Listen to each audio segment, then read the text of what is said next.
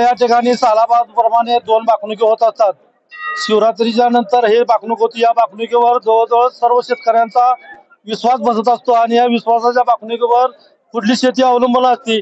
त्यावेळेला आमच्यातले बाळासाहेब पाटील यांना साळशिंगचे बाळासाहेब पाटील यांना बाकणूक विचारण्याचा मान आहे।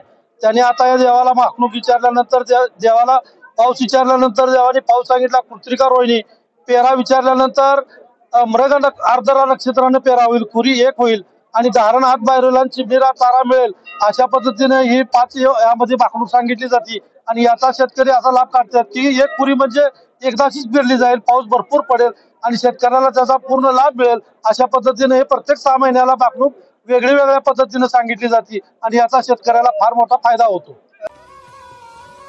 आमच्या खबर गावाकडची या चॅनलला सबस्क्राईब करा, लाईक करा आणि आमचे व्हिडिओ शेअर करा। धन्यवाद।